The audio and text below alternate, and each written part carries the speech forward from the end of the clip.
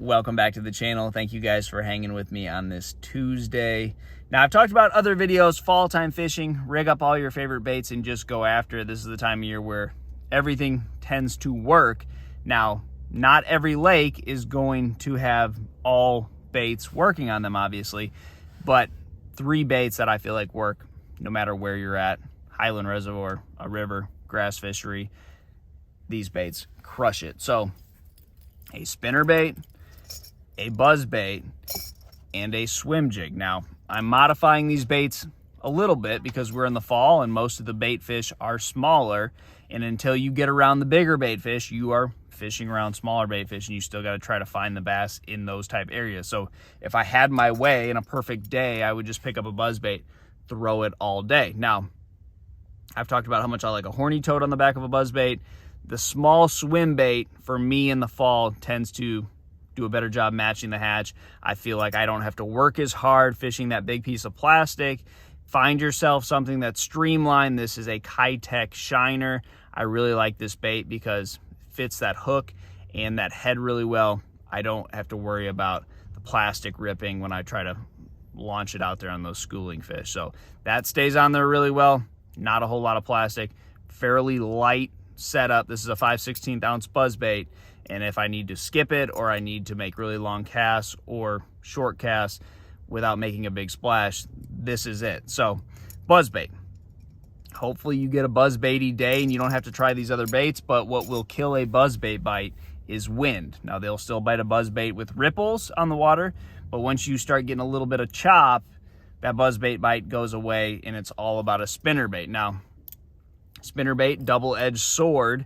It seems like days when they are on this, nothing competes with it, but on days when they're not on it, you won't catch anything. So you need wind for a spinner bait. Now, off-colored water in the springtime, or let's say you just have a lot of bait fish around, you can still catch them on this bait without wind, but it just is a bait that is very conditional. So if they're not biting it, you should know rather quickly and then switch to one of these other baits. But lots of wind, nothing looks better than a spinner bait. I like little willow leaves, painted blades on cloudy days. This is just a really good imitator of small bait fish. So we're going to continue with that theme of small bait fish. I'm searching with fairly aggressive baits. I've just downsized them all. This is a mini-me spot sticker, but I've just taken all my favorite baits that are typically big and I've made them smaller. So mini-me spot sticker with little willow leaf blades. I think that's a 3 and a 2 maybe. Very small. I can wind that bait fast. And what I like about this bait is you have all this lead on the shank of the hook, so that's going to act as a keel, keep that bait true. Now, the opposite goes for the swim jig, and the swim jig for me is a lot like a worm is in the spring or the summertime, where you found some fish with the buzz bait or the spinner bait. They're aggressive. You caught them on those loud, vibrant baits. Now, stay subtle and pick as many of those fish off as you can. What I also like about this swim jig is it is easier to fish. You know, I'm not worried about, popping it and pulsing it. I can just throw it out and straight reel it. Now, this is a Dirty Jigs compact swim jig. My favorite part of this bait is the fact that the shank of the hook has no lead on it. So if you look at the shank of this hook, there's no lead on it. What that will cause this swim jig to do is twist. So I don't want this to be an even keel bait that just comes back perfectly straight. Maybe if I'm doing the Alabama shake or something, I want it to run perfectly true.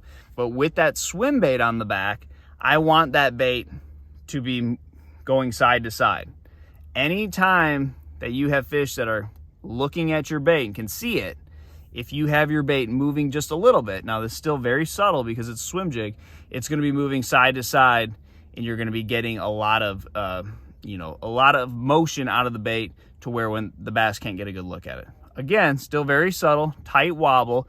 It's not doing a whole lot, but it's still not sitting still. I think that's very important. So anytime you're swim jigging with a swim bait on the back, I like no lead on the shank of that hook. So that's going to cause that bait to move side to side. But those are my 3 baits this time of year that will work anywhere.